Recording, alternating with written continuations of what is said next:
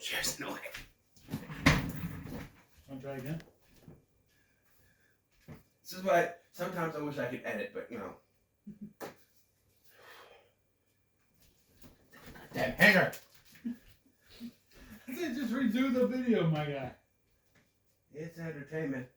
Okay. Okay. Take 3, I guess. It was the same video.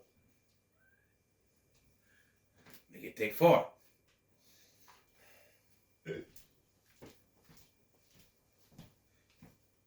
I have come to chew bubblegum and kick ass. And you're out of bubblegum. Am I all out of bubblegum? You ruined it. You know what? You know something? This one, you don't look too bad. This one, real fucking ugly. We're reviewing John Carpenter's They Live. Get back up. You know, I was just thinking, you could have said that to either Fez or Jimmy Thulu about being ugly. What the hell is Fez? I threw him. You didn't put him in the freezer, did you? I didn't put him anywhere. Oh, he's over here. Oh, you did put him over there. So Yeah. you lie. You lie! I didn't put him in the freezer. He's right over here, remember? Okay, anyway, back to what I'm supposed to be recording over here. John Carpenter's They Live. So I knew. So first of all, I watched this on Peacock. All right, because this is one of the things. So I had like this whole last week. Basically, it was going to be like family-friendly movies, like I'm right here, like The Addams Family or The Witches. Not those. Casper, Monster House. But then I found other streaming services that have other movies I wanted to do, and this was one of them. They Live, starring the late, great Rowdy Roddy Piper as the guy who has no name, so he's just credited as Nada. Also stars Keith David, Meg Foster and her amazing eyes, and Buck Flower. You may know as the homeless man from Back to the Future. Just out of curiosity, was this film filmed in the 80s? Yes, I think he came out in 1988. This is like Roddy Piper at some point lost a retirement match, whatever it was, and he went to Hollywood to do movies, and he came back sort of in the late 80s. I think sort of after this. I think it was 1988. I'm not 100% sure. But let's sit down. So, I guess I should have done the plot crunch when I was standing up, but we'll do it here. And that too. So, the plot is the homeless man known as Nada, which I'm going to refer to him as Red Piper's Nada, is a homeless man. He's just arrived in LA and he's looking for a job when he happens upon this resistance of sorts that is inside this church where these homeless people are. And so then he finds a box of sunglasses. When he puts it on, like so, he notices that some people don't look so normal anymore. You do the billboards. Yeah, they say stuff like obey, conform, watch TV, stuff like that. Marry and reproduce. Yeah, that too.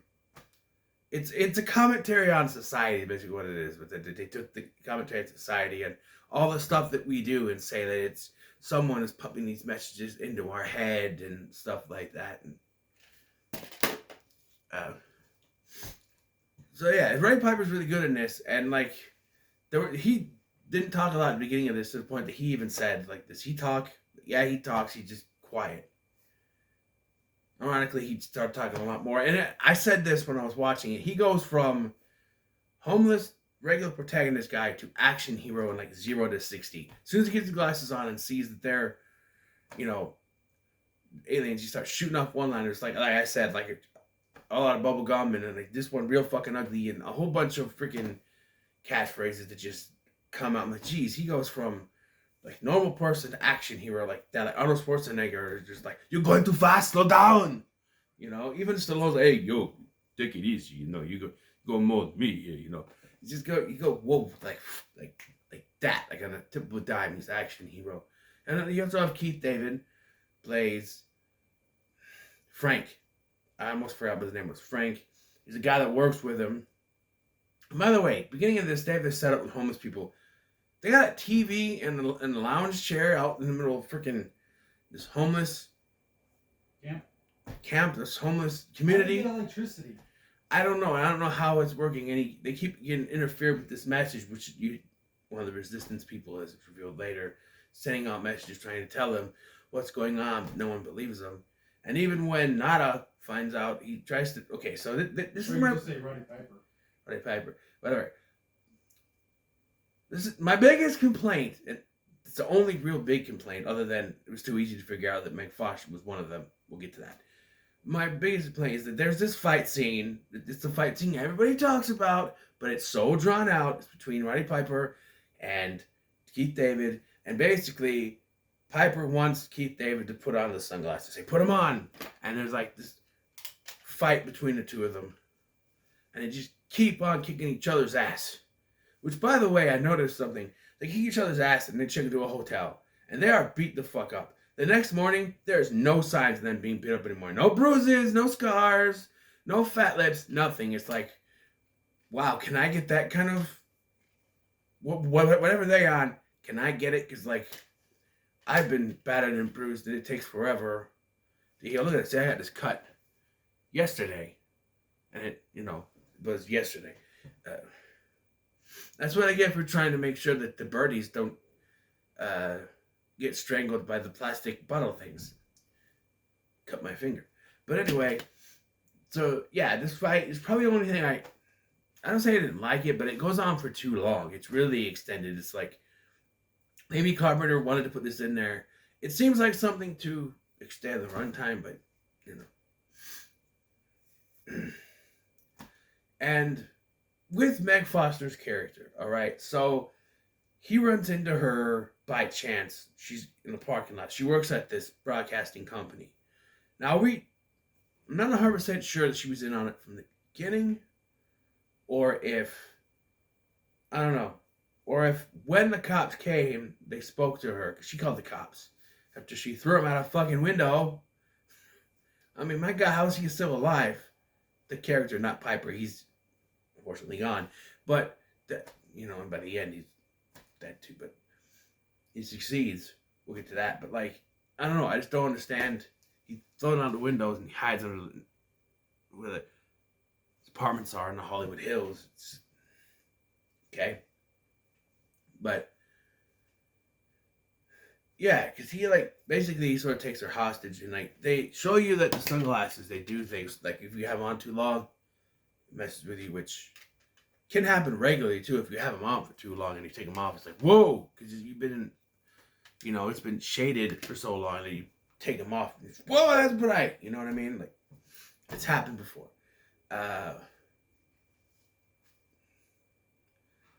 Yeah, and then when this guy that we know is one of the resistance leaders shows up at their location, which, by the way, they state that they're hunting down Nada at this point because they have his image, which, by the way, they show a picture on these TV screens like they usually see in movies where you walk by a store with TV screens.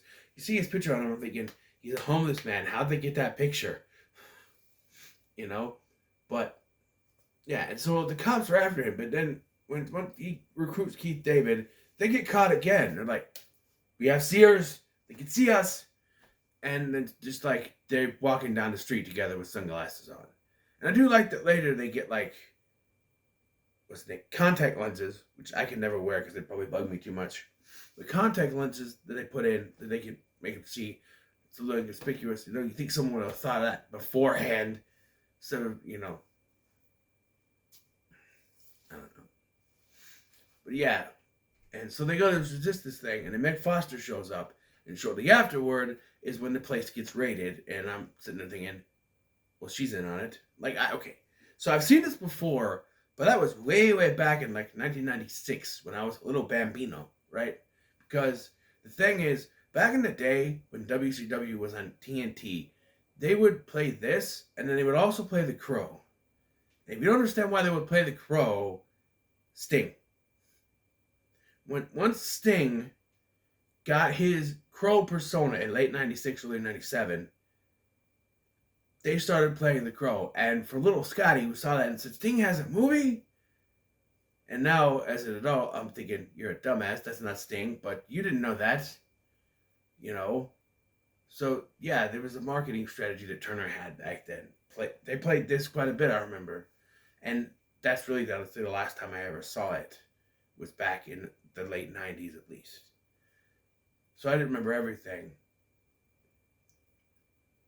One thing I could really remember genuinely is when he puts on the glasses for the first time and starts seeing stuff. But even that's a little like, he's seeing this stuff, and I understand you're going to freak out. You see this stuff for the first time. But Keith David handles it so much better than he did. Like, Keith David put it on, and he's like,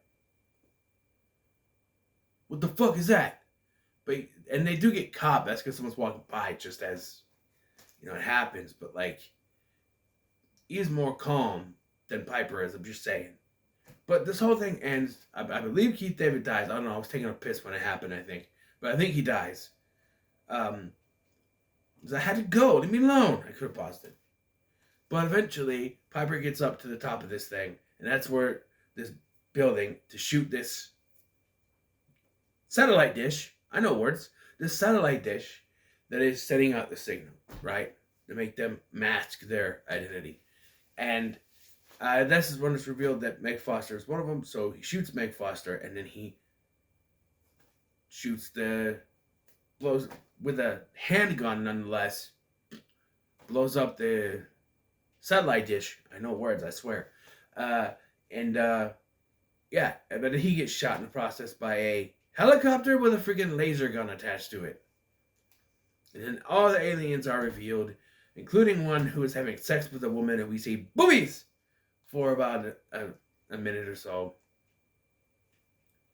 But it's really weird because it's right at the end. And he's like, what's the problem, baby? And then the movie ends, and it's like that's a very Carpenter ending where, it's like, okay, it's solved. It's done. Like Halloween. Michael Myers gets shut out of the house. Loomis looks over. He's gone. Movie ends. It's a very abrupt ending, very worthy of Carpenter. Something that doesn't really have a conclusion like this. Halloween, like I mentioned, The Thing, even The Fog, to an extent, kind of ends very quickly. Well, you have that monologue by Stevie Wayne in that movie, but look for the fog. But it's still very abrupt, the Carpenter type ending. Music in this is pretty good. I'm pretty sure Carpenter did the music. The music is pretty good in it. And yeah, it looks really good. It's very 80s looking. And it looks like LA. It's bright, colorful. Yeah, this pretty good. A lot of people say this is one of Carpenter's underrated films. I agree, because everybody talks about The Fog or Halloween, almost too much on Halloween. The Thing, which I think is the best one out of those. And to an extent, like even Escape from New York, which I haven't seen yet. But, this and Big Trouble in Little China, I think, are the two most underrated ones. I know this isn't a straight up horror movie, it's more sci-fi and action, but I had to do it for Halloween Horror Month, so there's that. So yeah, it's pretty good for me, but what are your thoughts on They Live? Let me know in the comments below. Make sure to like, share, and subscribe. Thank you for watching. I've been Scotty. I'll see you in the next one.